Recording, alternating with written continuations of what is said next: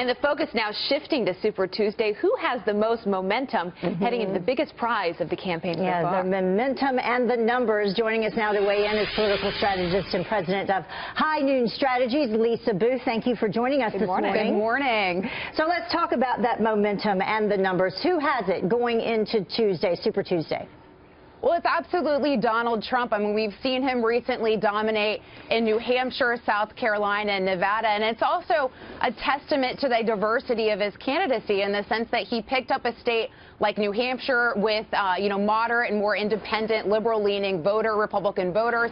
And then also a state like South Carolina, which has, 65% are the evangelical born-again Christians. And we also saw in Nevada winning with the Hispanic voters that turned out in the Nevada caucuses, as well as the evangelical Christians. And he heads in to the SEC primary, Super Tuesday on Tuesday, with a commanding lead in the polls that have been done in those states. I think outside of Arkansas and Texas, he has a commanding lead.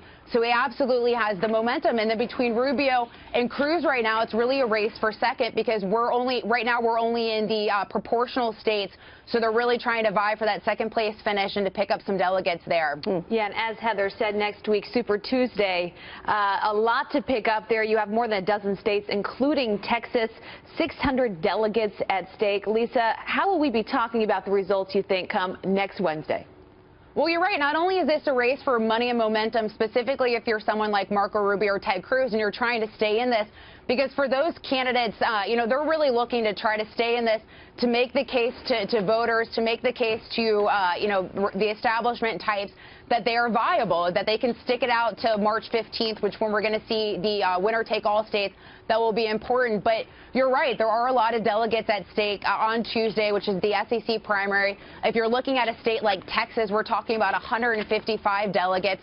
But the problem right now is those states on Tuesday are only going to be allocated on a proportional basis. So for Donald Trump, it's important to try to take as many of those states as he can when he tries to make the case that his candidacy is inevitable after big victories in South Carolina, New Hampshire, Nevada. If you're Marco Rubio or Ted Cruz, if you're Marco Rubio, you're trying to pick up a state like Minnesota. If you're Ted Cruz, you're trying to win a state like Texas, where he's been up in the polls, and there's 155 delegates at stake to try to stay in this thing and make it to the primaries on March 8th with Michigan, and trying to make it to March 15th, where you have the winner-take-all states. Yeah, March 15th coming up, Super Duper Tuesday, we're calling it, 328 delegates then alone.